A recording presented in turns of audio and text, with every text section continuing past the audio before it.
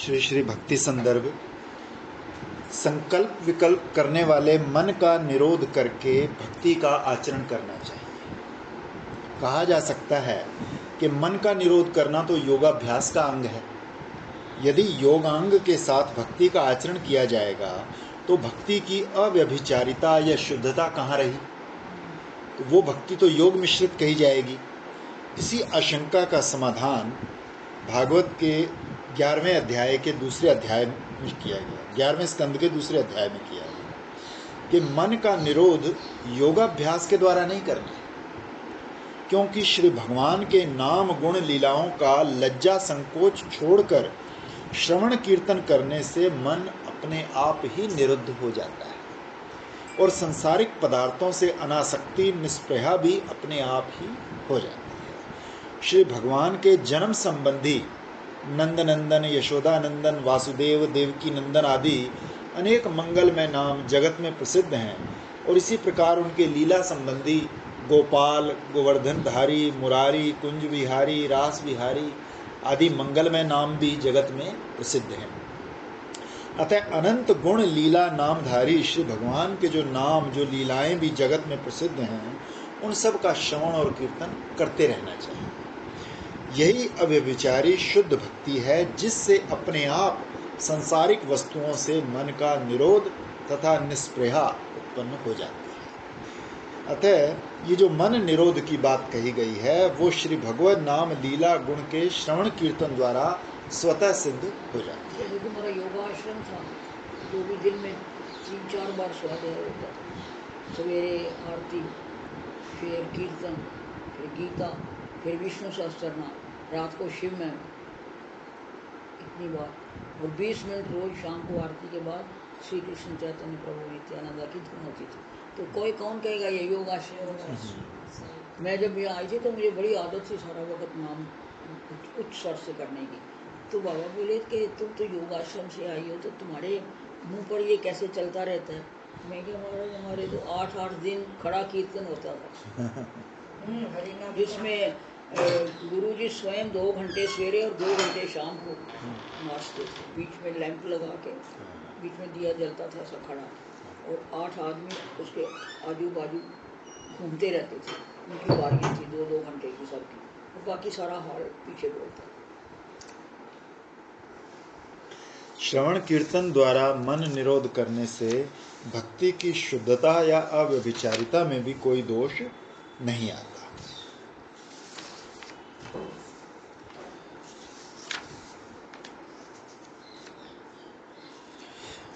परमात्मा के साथ साथ अग्नि, सूर्य आदि देवताओं की पूजा की जो बात कही गई है वो अधिकार भेद को लेकर कही गई है, वरना लक्ष्य एकमात्र परमात्मा श्री केशव देव ही हैं।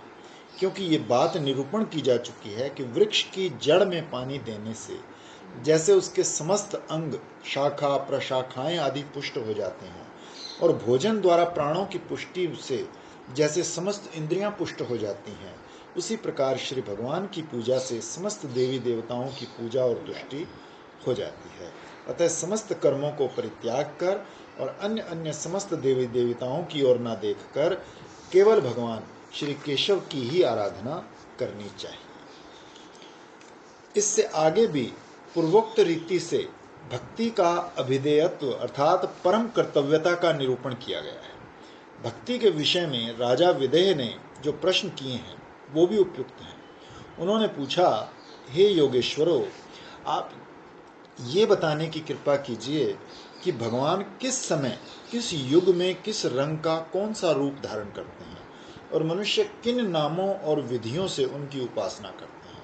तब श्री करभाजन योगेश्वर ने उत्तर में कहा कि राजन, सत्य, त्रेता, द्वापर और कलयुग, इन चारों युगों में श्री भगवान श्री केशव अनेक वर्ण, नाम और आकारों से आविर्भूत होते हैं और मनुष्य उनकी नाना विधियों से उपासना करते हैं। अब अनेक विधियों का तात्पर्य मनुष्य उनकी विविध मार्गों से पूजा करते हैं। तात्पर्य यह है कि चारों युगों में भगवान श्री केशव की उपासना भक्ति का विधान है। भक्ति ही हर युग में हर मार्ग के साधक के लिए अवश्य करणीय रूप में निरूपण की गई है। भगवान श्री कृष्ण तथा श्री उद्धव जी के संवाद में भी श्रीमद् भागवत का उल्लेख है कि हे उद्धव, तुम तो स्वजन बंधु बांधवों से सब स्नेह का परित्याग कर मुझ में मन को लगाते हुए सर्वत्र समदृष्टि होकर विचरण करो। श्रीमद् भागवत में कह आए हैं कि उद्धव मुझसे अणु मात्र भी कम नहीं है। इस भगवत वचन से श्री उद्धव जी उनके नित्य सिद्ध परिकर हैं, ये बात सिद्ध होती है। अतः उक्त श्लोक में उनको लक्ष्य बनाकर श्री भगवान ने अन्य लोगों को ही इस प्रकार का उपदेश दिया है। इस प्रकार हर जगह पर श्री उद्धव जी के प्रति उपदेश वचनों का तात्पर्य समझना चाहिए। इसलिए जहल लक्षणा द्वारा त्वम विचरस्व, तू विचरण कर, ये अर्थ छोड़कर भक्तो विचरतु अर्थात हे उद्धव, तुम्हारे मार्ग के अनुगत जो भक्त हैं वो विचरण करें, ऐसा अर्थ समझना चाहिए। श्री उद्धव जी ने भी पहले अपना यही अभिप्राय प्रकट किया है कि हे प्रभु, हमने आपकी प्रसाद माला पहनी है, आपका लगाया चंदन लगाया है, आपके उतरे वस्त्र और गहनों से अपने आप को हम सजाते रहे हैं, आपकी जूठन प्रसादी खाने वाले सेवक हैं, इसलिए आपकी माया पर अवश्य ही विजय प्राप्त कर लेंगे, हमें आपकी माया का डर नहीं है। दिगंबर मुनिगण ऊर्ध्वरेता आत्म तत्व अनुशीलन में श्रमशील, सर्व कामनाओं से रहित और सर्व त्यागी ऐसे निर्मल चित्त मुनि ही आपके ब्रह्म नामक धाम ब्रह्मलोक को जाते हैं। किंतु हे महायोगिन, हम तो पूर्वले जन्म के कर्म फल का भोग करते करते नरलोक की भांति अभिनय करने वाले आपकी चलन हसन विलोकन परिहास आदि आपकी विविध लीलाओं और श्रीमुख निसृत कथाओं का श्रवण कीर्तन करते हुए इस अति दुस्तर संसार सागर को तर जाएंगे। माया से पार होने का उपाय उद्धव जी ने बता दिया। माया हमारा क्या कर लेगी, हमें तुम्हारी प्रसादी बस से कहते हैं, प्रसादी माला कहते हैं। श्री भगवान ने श्री उद्धव जी के प्रति उस ज्ञान योग की असाध्यता ही निरूपण की है जिसमें भक्ति योग की कृपा का मिश्रण नहीं है। ज्ञान बिना भक्ति की सहायता से जहाँ अपना फल मुक्ति प्रदान करने में असमर्थ है, वहाँ बहुत ही परिश्रम साध्य भी है। उस पर भी यदि भक्ति का सहयोग उसे प्राप्त नहीं है तो ज्ञान के साधक के हाथ केवल क्लेश और परिश्रम के अतिरिक्त और कुछ नहीं पड़ता। भक्ति सर्व साध्यता प्रदान करती है, वो सहज है, सुखप्रद भी है। विशेषतः भक्ति की कृपा से ज्ञान, जिसके लिए अनेक परिश्रम करना पड़ता है, आनुषंगिक रूप से प्राप्त हो जाता है। अतः भक्ति की स्वयं पुरुषार्थता अभिधेयत्व अपने आप ही सिद्ध हो जाता है। जो भक्ति योग भी आसान है कि हर एक को ये अभ्यास है सेवा करने का। सिर्फ फर्क इतना ही है कि वो उनको बाल बच्चे पति बहन भाई समझ के सेवा करता है।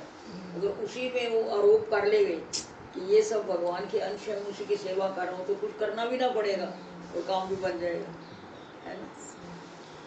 इसीलिए मेरी लीला कथा रहित वेदों के वचन भी क्यों ना हो, उनका अनुशीलन नहीं करना चाहिए।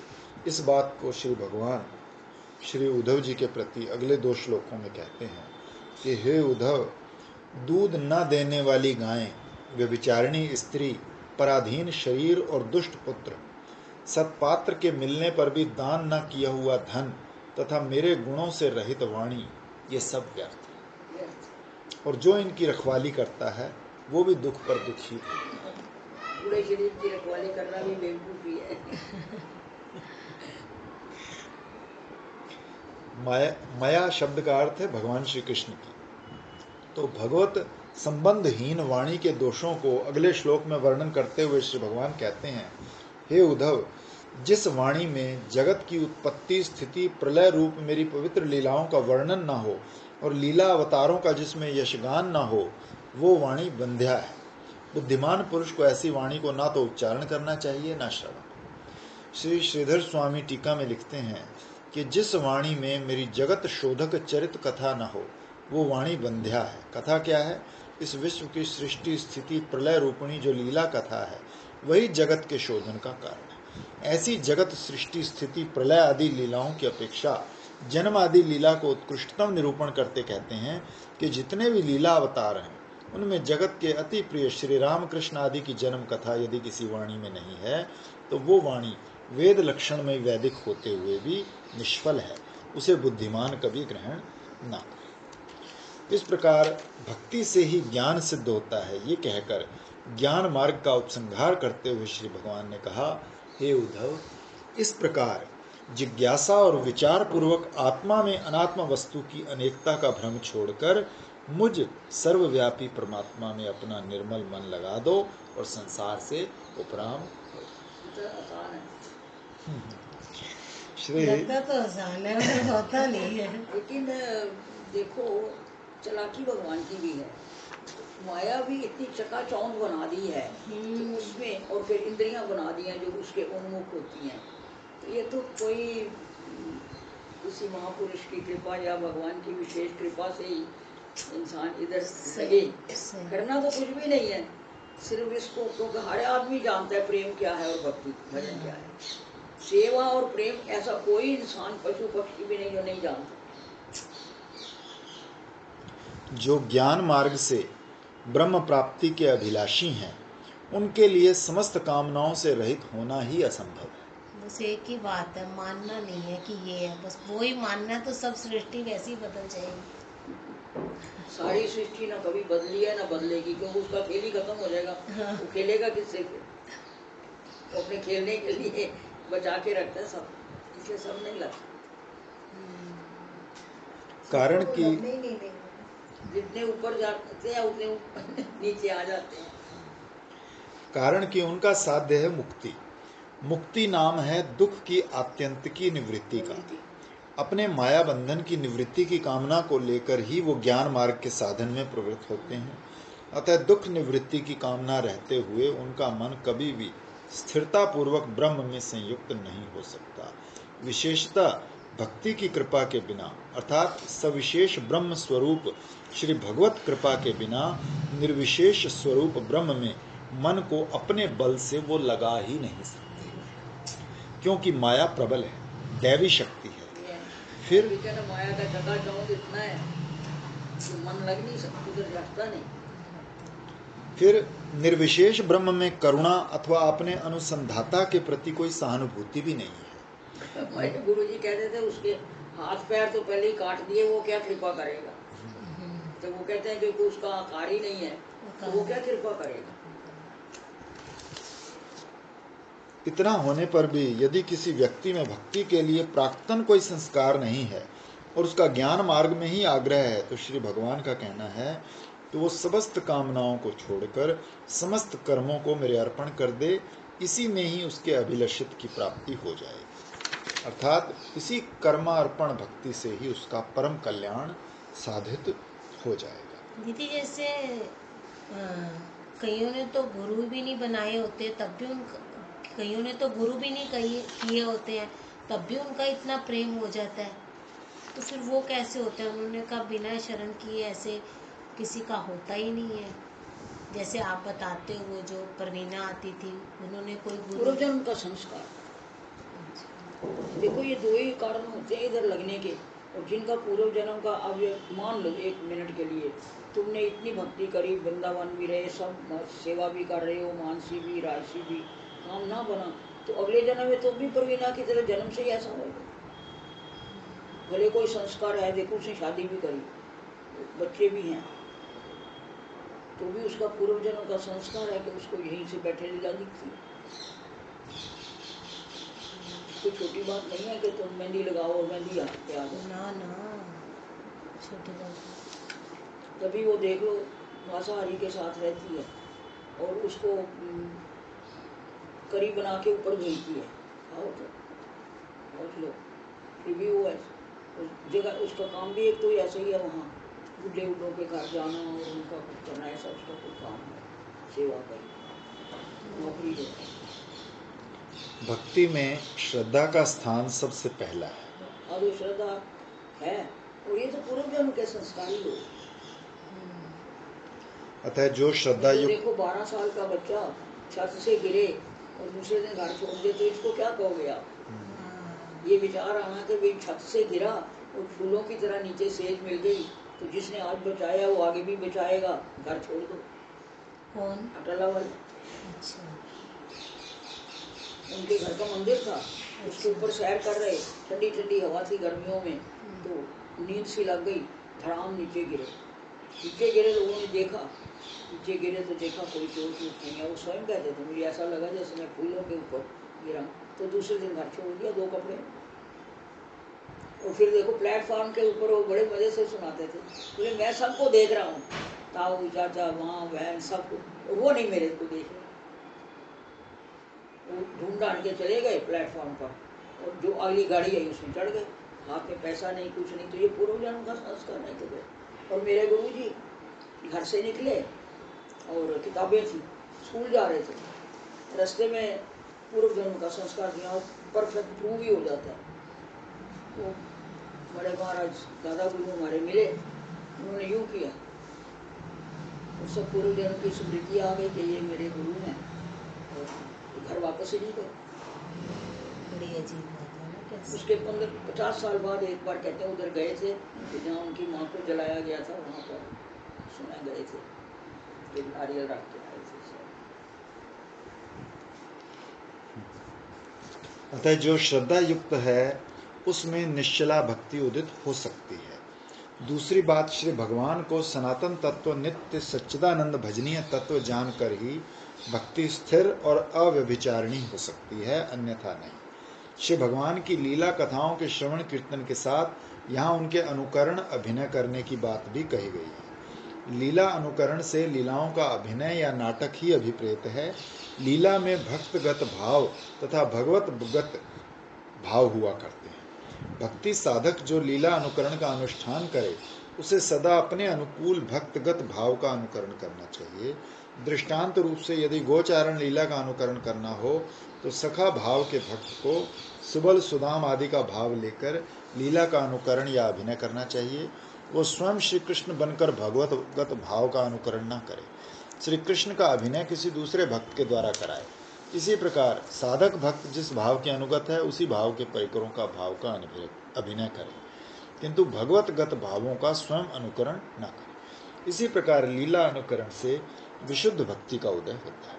ये देखो रामकृष्ण परमहंस, उन्होंने कई प्रकार की साधनाएं की थी, मुसलमानों की भी, और वो जो जिस चीज़ का अनुकरण करते थे वैसे वेशभूषा भी धारण करते थे। तो इतना तादाद हो गया कि विश्वनाथ चक्रवर्ती तो खाली बदल जाते थे और फिर उसमें आ जाते थे। इनके तो स्तन मंडल आ गया और मेंसेस आने शुरू हो गए। जब वो भाव छोड़ दिया, मतलब अपने असली स्वरूप में आ गए, तो फिर वैसे कैसे हो, कितना तादाद में, कितना तादाद। वेद भगवत भक्ति का निरूपण करते हैं और वेद के वक्ता हैं स्वयं भगवान।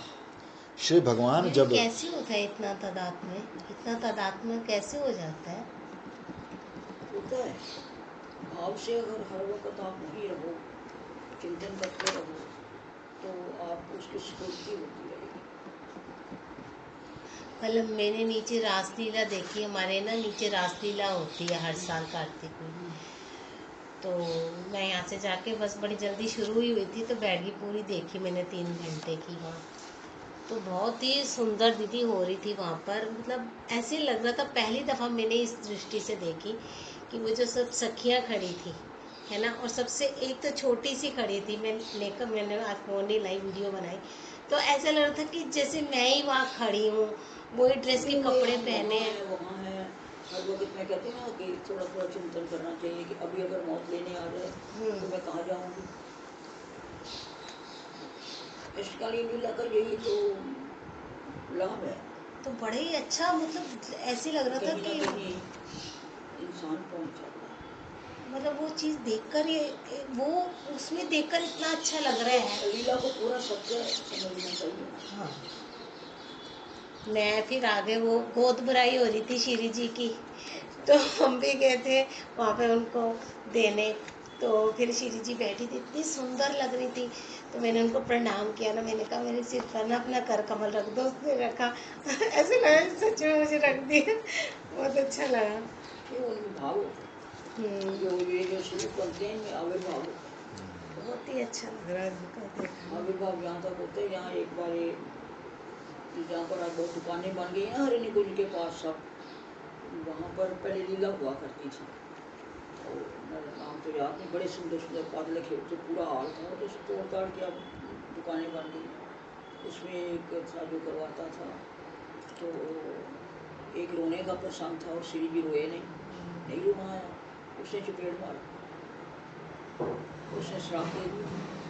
उसने कहा तेरे को बड़ा अभिमान हो गया, जा तेरे को आज तक जोड़ा नहीं मिलेगा, श्री जी मिलेगी तो ठाकुर जी नहीं मिलेंगे, ठाकुर जी मिलेंगे तो श्री जी नहीं मिलेगी, तो उसकी लीला खत्म हो गई। उसके बाद कभी उसकी लीला नहीं हुई। तो बड़ा मशहूर कुंवर पाल, बड़ा मशहूर रास कराने वाला था। बहुत अच्छा इससे उनमें आविर्भाव तो होते ही, पोदार जी ने कई बार प्रूव किया ये। वेद भगवत भक्ति का निरूपण करते हैं और वेद के वक्ता हैं स्वयं भगवान। श्री भगवान जब सृष्टि का संकल्प करते हैं तभी श्री ब्रह्मा को इस वेदवाणी का उपदेश करते हैं, जिससे भक्ति मार्ग का प्रादुर्भाव हो जाता है। प्रश्न उठता है कि क्या प्रलय में वेदवाणी नष्ट हो जाने से भक्ति भी विलुप्त हो जाती है? ऐसी बात नहीं है। प्रलय में समस्त जीव अपने संस्कारों सहित श्री भगवान में प्रवेश कर जाते हैं। अतः जिस ब्रह्मांड की प्रलय होती है उसमें जीव की अभिव्यक्ति नहीं रहती, तब वहाँ भक्ति का आचरण नहीं होता, किंतु उस समय अन्य अन्य ब्रह्मांडों में अथवा वैकुंठ गोलोक आदि अप्राकृत धामों में जहाँ प्रलय नाम की कोई वस्तु नहीं, वहाँ श्री भगवान के नित्य पार्षद, नित्य सिद्ध, साधन सिद्ध भक्त निरंतर भक्ति करते ही रहते हैं। किसी न किसी ब्रह्मांड में हमेशा लीला हो रही है। ये जो मानसिक सेवा, इसका यही तो फल है। यदि अभी शरीर छूटा तो जिस ब्रह्मांड में लीला हो रही है वहाँ हमारे को जो योग माया है वो हमारा सूक्ष्म शरीर ले जाके दर्शन करा के फिर अपनी करके उसको जन्म दे देगी। उसके बाद जब वो लीला संवरण होएगी, वहाँ प्रलय होगी, तो उनके साथ ऊपर चले जाएंगे। अतः भक्ति का कभी नाश नहीं होता। यानी राजसी सेवा करो चाहे मानसी करो, राजसी भी करो तो यही सोचना है कि हम वही करें। वही दो ही तरीके हैं राजसी, या तो तन मन धन से करो, उसी में लीन तो लीला आप करोगे, मैं ये बनाना वो बनाना, आज ये उत्सव उसी में लगे रहो, एक ही बात है। नहीं, जैसे मानसी से उठते हैं अपने घर के काम, मतलब तब भी हम यही स्मरण रखें कि हम वही सेवा करें। वो कहते हैं ना कि जब अर्पण करो, जब भी दूध रखो तो कह के नाम देव का विद्या ग्रहण करो, जब भोजन रखो तो दोनों का नाम लो। चंपक लता पड़ोस रही है, इंदुलेखा बढ़िया बढ़िया भोजन बना रही है, ऐसा करके फल रखो तो कहो ये शबरी के लिए उनको स्मरण कराओ भक्तों का। और भक्ति के सामने सिंधु तो पढ़ाया ही था आपको, साफ लिखा उसमें कि जब हम सेवा में जाते हैं तो ये इंद्रियां प्राकृत नहीं रहती, अप्राकृत हो जाती।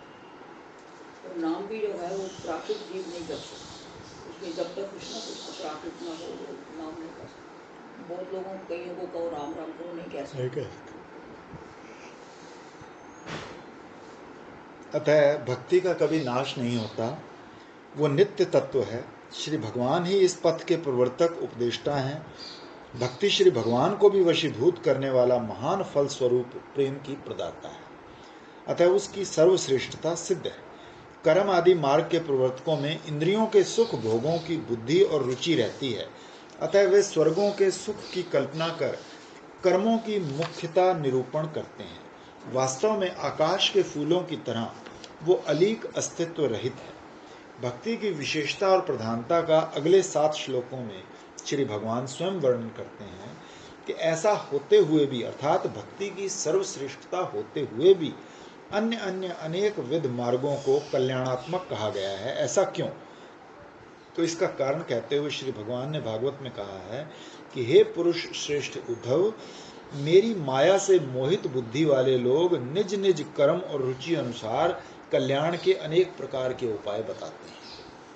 उन लोगों की प्रकृति माया के सतो रजो तमो गुण से युक्त है, अतः उनकी बुद्धि मेरी माया द्वारा विमोहित होती है, इसलिए अनेक प्रकार के पुरुषार्थ का और उनके साधनों का वो वर्णन करते हैं। न साध्यति का अर्थ उक्त अनेक साधन मुझे वशीभूत नहीं कर सकते। तप का अर्थ है ज्ञान, और त्याग से यहाँ संन्यास ही अभिप्रेत है। श्री भगवान ने आगे कहा, हे उद्धव, सत्य, दया, वृत्ति, विशिष्ट धर्म तथा तपस्या ज्ञान युक्त विद्या मेरी भक्ति से रहित होने पर आत्मा या चित्त को भली प्रकार पवित्र नहीं कर सकते। धर्म शब्द से यहाँ निष्काम कर्म समझने चाहिए। विद्या शब्द से शास्त्रीय ब्रह्म ज्ञान और तप शब्द का अभिप्राय ब्रह्म दर्शन से है। निष्काम कर्म, शास्त्रीय ब्रह्म ज्ञान और ब्रह्म दर्शन भी मेरी भक्ति से रहित होने पर जीव को कभी पावन नहीं कर सकते, अर्थात भगवत प्रेम प्राप्त नहीं करा सकते। इसी अध्याय में आगे चलकर कर्म ज्ञान, भक्ति योग को और उन सब के अधिकारी होने का पृथक पृथक कारण बताते हुए ज्ञान और कर्म का अनादर यानी निष्प्रयोजनीयता वर्णन की गई है। अब इन श्लोकों में भगवान ने भक्ति का ही अभिधेयत्व स्थापन किया है। इसी प्रसंग में ज्ञान अभ्यास का अनादर करते हुए ज्ञान के अधिकार का कारण जो वैराग्य अभ्यास है उसका भी अनादर किया है। श्री भगवान ने कहा, हे उद्धव, मेरे द्वारा वर्णित भक्ति योग के द्वारा जो व्यक्ति नित्य मेरा भजन करते हैं उनके हृदय में आकर विराजता हूँ, जिससे उनके हृदय की समस्त कामनाएं नष्ट हो जाती हैं। ज्ञान अभ्यास का अनादर करते हुए श्री भगवान ने कहा कि हे उद्धव, मैं समस्त की आत्मा हूँ। मेरा साक्षात्कार होने पर हृदय की अहंकार रूप ग्रंथि टूट जाती है और समस्त संशय मिट जाते हैं। प्रारब्ध और अप्रारब्ध कर्म भोग क्षीण हो जाते हैं। क्षीण का नष्ट नहीं, थोड़ा बहुत भोगना पड़ता है वो कम हो जाता है। कई बार बताया ना, 3 तरह से भगवान हमारा कर्म भुगताते हैं। सहायता देते हैं, बाहर से जो मतलब बीमारी आई तो दवाई पानी ये उसको क्षीण कर देते हैं, और तीसरा अपनी याद दिलाते हैं, क्योंकि मित्र है ना हमारे, दुश्मन तो नहीं। इसलिए परम मित्र होने से सहायता तो करेंगे, पर जो उन्होंने विधान बनाया उसको भी उल्लंघन नहीं कर सकते, क्योंकि शुभ अशुभ कर्म अवश्य में भोग, गीता में स्वयं कह रहे हैं, तो भोगने तो पड़ेंगे पर थोड़े थोड़े। श्रीमद् भागवत में श्री भगवान ने कहा, हे उद्धव, जो लोग इस लोक में मेरी भक्ति करते हैं और मुझ में जिन्होंने मन को अर्पित कर दिया है, उन भक्ति योगियों के लिए कर्म तो क्या, ज्ञान और वैराग्य भी कल्याणकारी नहीं है। ज्ञानी व्यक्ति भी ब्रह्म स्वरूप का तभी अनुभव प्राप्त करता है जब वो भक्ति की सहायता लेकर ज्ञान योग का साधन करते करते जड़ उपाधि से रहित हो जाता है। उसकी जब गुण मलिनता नष्ट हो जाती है तब उसका देहिक वस्तुओं का अभिमान छूट जाता है और अनावृत चैतन्य होकर ब्रह्म स्वरूपता को प्राप्त करता है। उपाधियों से अनावृत ब्रह्म की तरह तभी वो जीव उपाधि रहित या ब्रह्मभूत कहलाता है। वो सदा प्रसन्नता को प्राप्त होता है, जड़ चेतन में समान दृष्टि युक्त हो जाता है। इस अवस्था में सौभाग्यवश यदि किसी ब्रह्मभूत व्यक्ति का निर्भेद ब्रह्म अनुसंधान लुप्त हो जाए तो ज्ञान मार्ग के साधन करते समय जिन भक्ति अंगों की सहायता से वो इस अवस्था को प्राप्त होता है वो भक्ति अंग उसमें सजीव हो उठते हैं। ज्ञान साधन अवस्था में तो वो ज्ञान वैराग्य आदि के साथ मिश्रित और आनुषंगिक होने से सोते ही रह आते हैं, परंतु निर्भेद ब्रह्म अनुसंधान के तिरोहित हो जाने पर वो भक्ति अंग सम उज्ज्वल हो उठते हैं। भक्ति श्री भगवान की स्वरूप शक्ति की वृत्ति विशेष है, अतः वो नित्य और अविनाशी है। ब्रह्मभूत व्यक्ति की विद्या और अविद्या इन दोनों के नष्ट हो जाने पर ही वो भक्ति चमक उठती है, क्योंकि तब वो कर्म ज्ञान आदि से बिल्कुल अनावृत होती है। इसलिए उत्तरोत्तर बढ़कर अत्यंत उज्ज्वल स्वरूपा पराभक्ति अर्थात प्रेम लक्षणा भक्ति में परिणत हो जाती है। इससे स्पष्ट है कि ब्रह्मभूत व्यक्ति में भी जो पराभक्ति की प्राप्ति की बात श्री भगवान ने कही है वो पराभक्ति ज्ञान का फल नहीं वरन ज्ञान साधन के समय आनुषंगिक रूप से की हुई भक्ति जिससे ज्ञान का फल ब्रह्म स्वरूपता प्राप्त हुई है, वही अब ज्ञान से रहित शुद्ध होने पर अपने परम फल प्रेम को आविर्भूत करा देते हैं। यहाँ एक बात का फल भक्ति नहीं है, लेकिन ज्ञान के टाइम जो भक्ति के थोड़े बहुत अंश जो हैं उसने किए हुए हैं वो आ जाते हैं। इसलिए जो सिद्ध पुरुष है उनको मालूम रहता है अपने साधकों में कि इसका भक्ति का संस्कार है, इसका योग का संस्कार है। जैसे मेरे गुरु जी ने अपने जीते जी सबको ऑर्डर कर दिया था, तुम वहाँ चले जाओ, तुम वहाँ चले जाओ। हमको बोला जहाँ ले जाए चले जाना, और वृंदावन भेज दिया। जिस जिसका जैसा संस्कार था वैसा। दीदी परा भक्ति मतलब प्रेमा भक्ति। प्रेम एक ही बात। ज्ञान आदि साधनों के पृथक पृथक जो फल प्राप्त हुआ करते हैं, उन समस्त फलों की प्राप्ति के लिए भी भक्ति को छोड़कर पृथक साधन करने का कोई प्रयोजन नहीं है। जैसा कि भागवत में श्री भगवान ने कहा, हे उद्धव, यज्ञ आदि कर्मों से, तपस्या, ज्ञान, वैराग्य से, योग, दान, धर्म तथा तीर्थ यात्रा, व्रत आदि अन्य मंगल साधनों से जो फल प्राप्त होते हैं, वो समस्त फल मेरे भक्त मेरे भक्ति योग से अनायास ही प्राप्त कर लेते हैं। देखो भक्ति में ज्ञान वैराग्य अपने आप ही हो जाता है। जब हमारा प्रेम है तो भगवान क्या अपने ज्ञान से हमें वंचित रखेंगे? जिससे प्रेम होता है, भागवत में भी लिखा है कि बिना पूछे ही अच्छे भक्त को तो गुरुजन सब कुछ बता देते हैं। तो क्या भगवान से हम प्रेम करेंगे तो हमें ज्ञान नहीं देगा? और जब तुम सारा दिन उसी के काम में लगे रहोगे तो विष्णु से अपने आप ही वैराग्य हो जाएगा।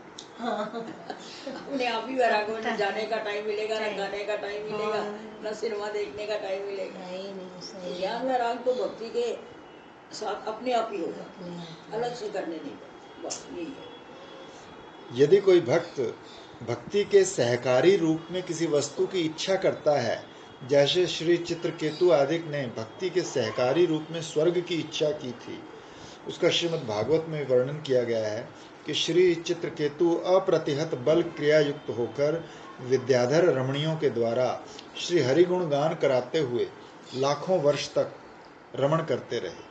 इसी प्रकार कोई कोई निष्काम भक्त मोक्ष की वांछा करते हैं, जैसे श्री सुखदेव आदि ने की थी। ऐसा ब्रह्म वैवर्त में कहा गया है कि श्री सुखदेव जी की प्रार्थना पर भगवान श्री कृष्ण ने जब माया दूर कर दी, तब वो माता के गर्भ से बाहर आए। श्री भगवान के पार्षद पद को प्राप्त करने वाले भक्त वृंदों की तरह वैकुंठ की इच्छा के विषय में भी जान लेना चाहिए। वो भी प्रेम से साक्षात श्री भगवान के चरण कमलों की सेवा की इच्छा करने से अपनी प्रार्थनीय वस्तु सेवा को प्राप्त कर लेते हैं। अंत में श्री भगवान ने कहा कि हे उद्धव, इस नश्वर शरीर को पाकर मनुष्य इसी जन्म में ही सत्य और अनश्वर स्वरूप मुझ श्री कृष्ण को प्राप्त कर सके। बुद्धिमानों में बुद्धि और विवेक चातुर्य का यही परम अर्थ है। भजन की बुद्धि विवेक चातुरी का फल है। वो बुद्धि और विवेक चातुरी क्या है, उसे दिखाते हैं। मरणशील और विनाशवान शरीर द्वारा मानव जन्म में सत्य और अमृत स्वरूप भगवान को प्राप्त कर लेना ही बुद्धि और विवेक चातुरी। बुद्धि का अर्थ विवेक और मनीषा का अर्थ है चातुरी। इसी नश्वर शरीर से अनेक बुद्धिमान लोगों ने उस नित्य और अमर स्वरूप श्री भगवान को प्राप्त किया है। श्री सुखदेव जी ने कहा है, हे परीक्षित, हरिश्चंद्र, रंती देव, उंचवृत्ति, मुदगल, शिवी, बलि, कपोत, व्याध आदि अनेक प्राणियों ने इसी अनित्य शरीर से नित्य पद को अर्थात श्री भगवान को प्राप्त किया है। अब शंका उठती है कि इस नाशवान शरीर से उस अविनाशी नित्य अमर पद स्वरूप श्री भगवान की प्राप्ति कैसे की जा सकती है? तो इसका उत्तर देते हुए दृष्टांत रूप में अनेक महानुभावों के नाम उल्लेख किए हैं, जिन्होंने इसी नश्वर शरीर से ही उस नित्य अमर पद की प्राप्ति की। कि राजा हरिश्चंद्र का उपाख्यान मार्कंडेय पुराण में विस्तार से वर्णित है। उन्होंने सत्य वचन पालन रूप धर्म के पीछे अपनी स्त्री पुत्र तक को भी बेच डाला और अनंत दुखों के आने पर भी सत्य से विचलित नहीं हुए और अंत में नित्य पद को प्राप्त किया। और राजा रंती देव का चरित्र श्रीमद् भागवत में तथा महाभारत में वर्णित है। तो परिवार के साथ 48 दिनों तक निर्जल उपवासी रहने पर इन्होंने कुछ अन्न जल प्राप्त करने पर अतिथियों को ही बांट दिया था। उस आतिथ्य सेवा धर्म पालन से ब्रह्मलोक को प्राप्त किया। उच्छवृत्ति मुदगल, जिनका चरित्र महाभारत के वन पर्व घोषणा यात्रा अंतर्गत में वर्णित है, उन्होंने भी 6 मास तक उपवास धारण किया था, परंतु अतिथि सेवा व्रत से विचलित नहीं हुए और इन्होंने भी ब्रह्मलोक को प्राप्त किया। महाराजा शिवी, जिनका चरित्र महाभारत के वन पर्वांतर अंतर्गत वर्णित है, अपनी शरण में आए कबूतर की रक्षा निमित्त अपने शरीर का मांस बाज पक्षी को दे दिया था और पक्षियों का रूप धारण कर देवता ही इनकी परीक्षा के लिए आए थे। अंत में इन्होंने ऊर्ध्वलोक को गमन किया। राजा बलि का भी चरित्र प्रसिद्ध है। उन्होंने गुरु आज्ञा का भी उल्लंघन कर भगवान श्री वामन को सर्वस्व दान किया और परम पद के अधिकारी हुए। लेकिन बलि ने तभी दान किया जब वो प्रहलाद के पास जाके, पहले वामन अवतार पड़ा करते ना, तो भगवान के बारे में कितना अंट शंट बोले, और फिर बाद में जब प्रहलाद जी जब रोने लगे कि मेरे कुल में ऐसा आदमी जन्म लिया जो भगवान को ऐसा कहता है, तब उनको भक्ति हुई, तो ही जाके दान किया। भक्ति के महापुरुष की शरण में गए, उन्होंने उपदेश किया, तभी तो बलि को, नहीं तो बलि ने जाके क्या कहा, याद होगा आपको, मेरे पास सब कुछ है, रानियाँ हैं, ये है वो है, पर मैं सुखी हूँ, शांत हूँ। उन्होंने कहा क्योंकि तूने भगवान का आश्रय छोड़ दिया, समझ कर मैंने सब कुछ किया। तो ये जब तक मैं नहीं जाएगी, जब तक शांत नहीं।